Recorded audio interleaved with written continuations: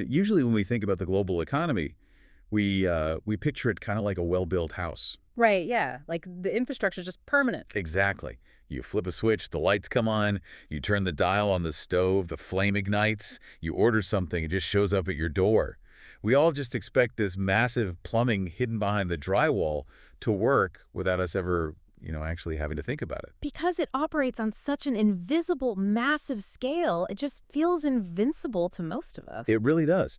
But then you look at global trade during a sudden crisis, and you realize those walls are actually completely transparent. And man, that plumbing is shockingly fragile. Oh, incredibly fragile. I mean, one pipe gets blocked in the desert, and suddenly a family in India can't cook their dinner, or an offshore wind farm in the United States gets completely scrapped. Even some billionaire in Paris is panic merging their luxury perfume company. Yeah, the interconnectedness goes from this abstract economic theory you learn in college to a violently physical reality overnight. A disruption in raw materials doesn't just stay neatly in the commodities market. It bleeds into tech, into retail, into domestic heating. Welcome to the Deep Dive. Today, our mission for you is to explore that ultimate domino effect. We've got a really fascinating stack of sources to go through today. We really do. We're looking at the sprawling and historically significant March 2026 IEA oil market report. We've got financial breakdowns of a massive $40 billion potential merger in the cosmetics industry, a net zero investor report on shifting U.S. energy policies, and just a smattering of rapid-fire market headlines. And a lot of ground to cover. It is, but we're going to connect all these seemingly random dots for you. We want to show how a single geopolitical choke point in the Middle East is just violently rewiring global trade. Because, while everyone on the evening news is focusing on the price of a gallon of gasoline. Which is high, obviously. Right, obviously. But the real story is happening in the hidden plumbing of the global economy. So let's start right at the epicenter of this physical supply shock, the Strait of Hormuz. Yeah, the geography here is everything. It's this narrow stretch of water between Oman and Iran, and honestly, calling it a choke point is almost an understatement at this point. It's tiny, right? Very. Before this crisis, back in 2025, nearly 20 million barrels per day of crude and oil products flowed through it. 20 million a day. A day. To put that in perspective for you, that is roughly 20% of total world oil consumption, all being squeezed through a channel that's only a couple of miles wide in its actual shipping lanes. And looking at the March 2026 IEA report, it puts some genuinely terrifying numbers to what happens when that channel effectively closes, because the Middle East war has created the largest global oil supply disruption in history. Bar none. Those flows of 20 million barrels a day have plummeted to just a mere trickle. And it's basically because commercial ships simply will not, or legally cannot, get maritime insurance to sail into an active war zone. Right. And the physical reality of oil extraction becomes a massive, immediate problem here. A lot of people think oil production is, like a faucet in your kitchen. You just turn the handle and water stops. Exactly. But you can't just put a cork in a pressurized oil well and walk away. If you do, you risk severe permanent damage to the underground reservoir. So the wells have to keep pumping. But because the ships aren't arriving to load up the cargo, the domestic storage tanks in the Gulf countries are hitting their absolute physical limits. The crude literally has nowhere to go. Nowhere. Okay, let's unpack this for a second. Imagine the world's most important superhighway is suddenly bricked off. The cars are these factories pumping out oil, and because there are no off-ramps anymore, they have to shut down the factories entirely. That's exactly what's happening. And that backup has forced Gulf countries to cut production by at least 10 million barrels per day. Wow. Yeah.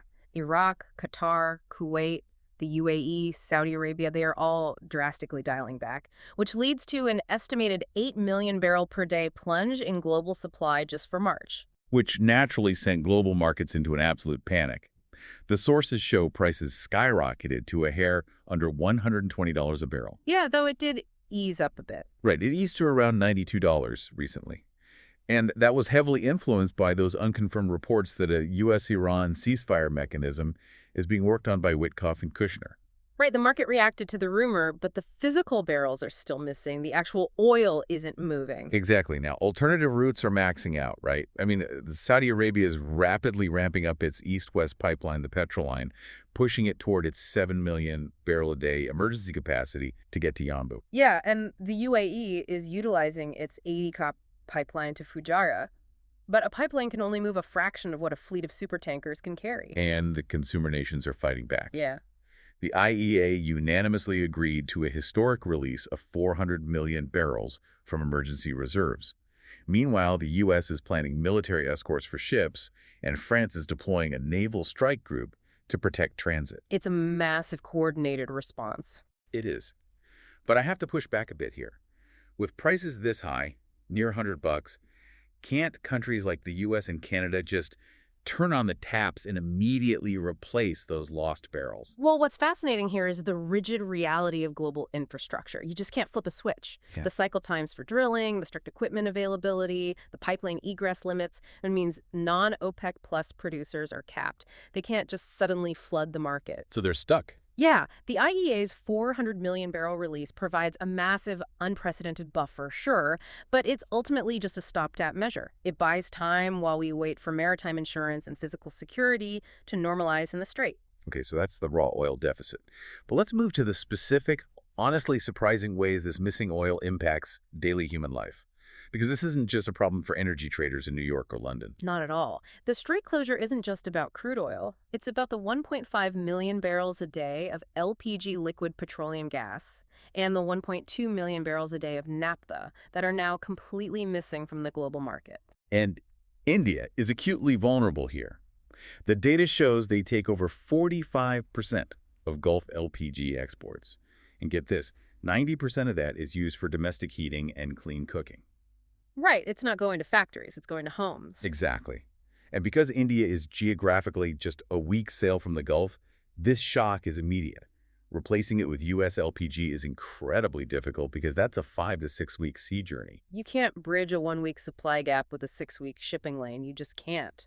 So what does this all mean for the listener? We often think of oil as just gasoline for our cars, but this is literally threatening the ability of families in India to cook their dinner tonight. It's terrifying. And meanwhile, China is facing this dual shock. They're losing both the raw naphtha for their petrochemical crackers, which make plastics, and the imported polymer plastics that usually arrive on ships from the Middle East. And then there's the aviation sector. This part of the source material was wild. Oh, the jet fuel paradox. Yes. Global flight cancellations in the Middle East have completely decimated regional jet fuel demand. Fewer planes flying means less fuel needed, right?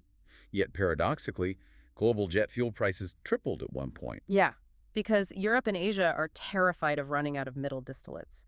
So global refineries are forced into what the industry calls precautionary run cuts. Meaning they intentionally slow down how much oil they process. Exactly, to stretch out their crude stockpiles because they don't know when the next tanker is arriving. Global markets are so tightly intertwined right now. Which leads to some crazy geopolitical scrambles. I mean, the U.S. actually granted India a 30-day waiver to buy sanctioned Russian oil that's currently floating on the water, just to avert a crisis. Right.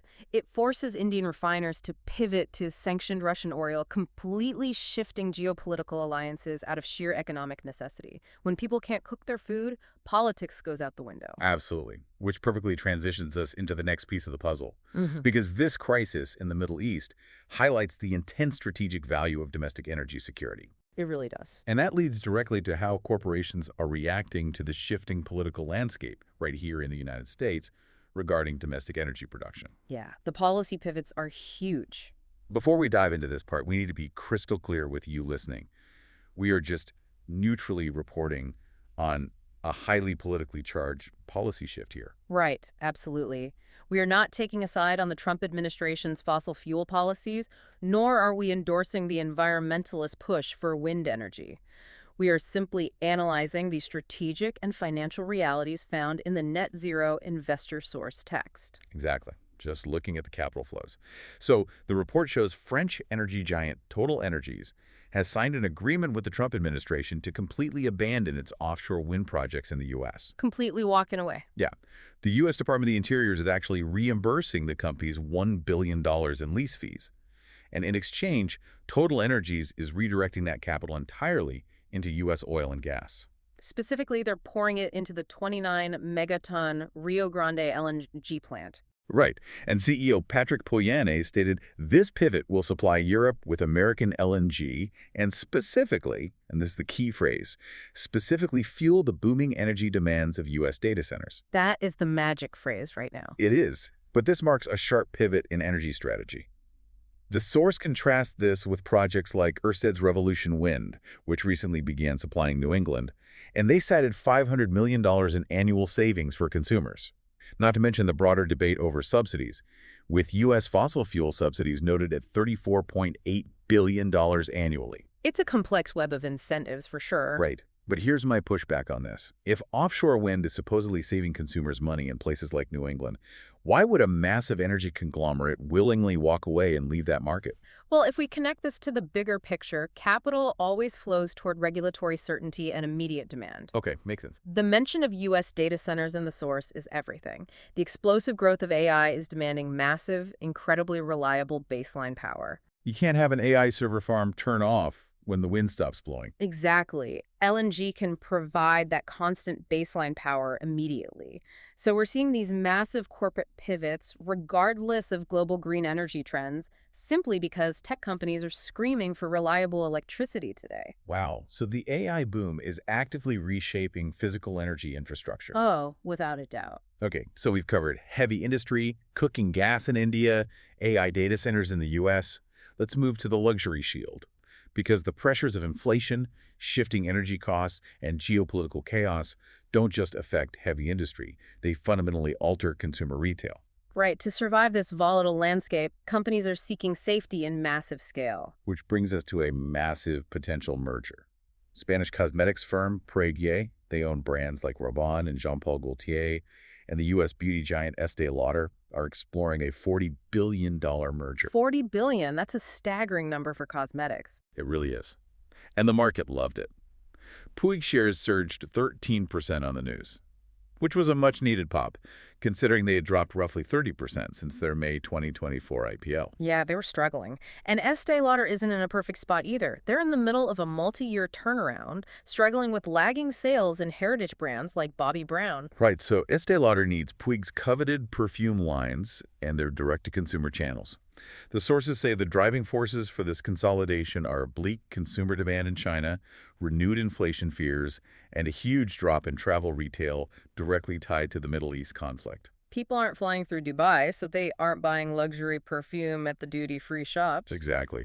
And broader market jitters are everywhere. I mean, sidebar reports note gold paradoxically dropping 21% from its peak despite the war, indicating severe market uncertainty. Usually, war means gold goes up. Right. It's a liquidity crunch. People are selling whatever they can to cover margin calls. But here's where it gets really interesting. Have you ever heard of the lipstick index? Yes, the idea that when the economy is bad, people still buy small luxury items. Exactly. Instead of buying a car, you buy a premium lipstick to feel good. Right. It's supposed to be recession-proof. So my question is, does a $40 billion merger mean that even the lipstick index is failing? Are these luxury giants actually terrified of the current economic headwinds?